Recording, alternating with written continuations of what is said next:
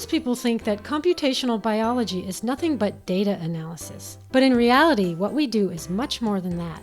What we are doing is inventing a new biology.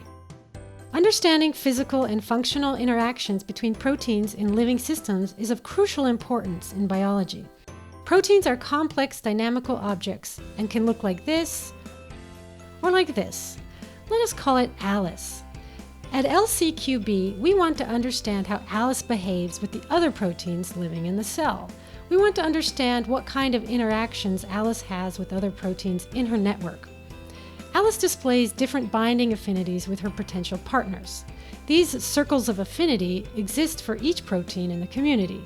This is how a society of proteins takes shape. In order to reconstruct the whole network, we need computational power to carry out molecular modeling at a large scale.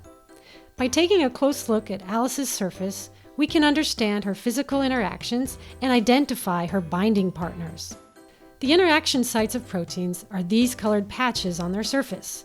When Alice meets Bob, another protein from her community, Bob will prefer one of these sites, and they both might modify their structure for that.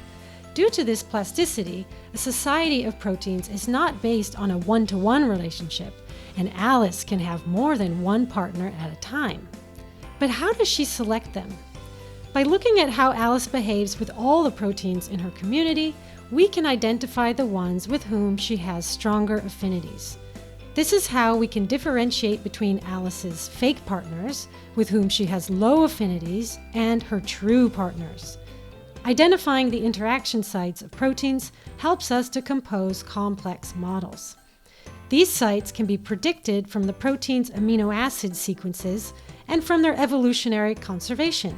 First of all, we identify all the organisms where we can find Alice.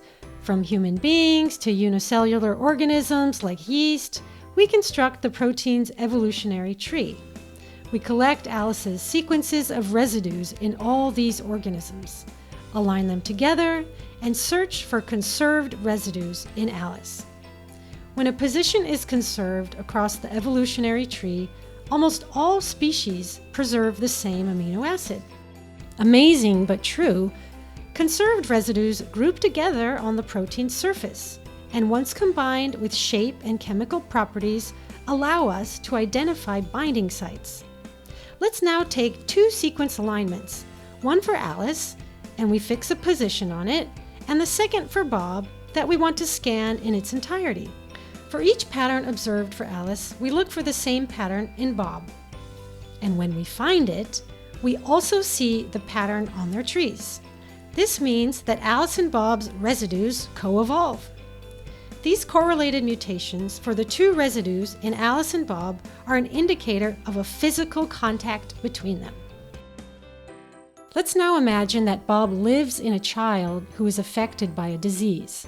This might be because the sequence of Bob is altered and changed, say, from H to K. Running through his evolutionary tree, we can see how Bob's sequences have changed through evolution, and we can measure the difference from Bob H to Bob K present in a different species that displays the mutation.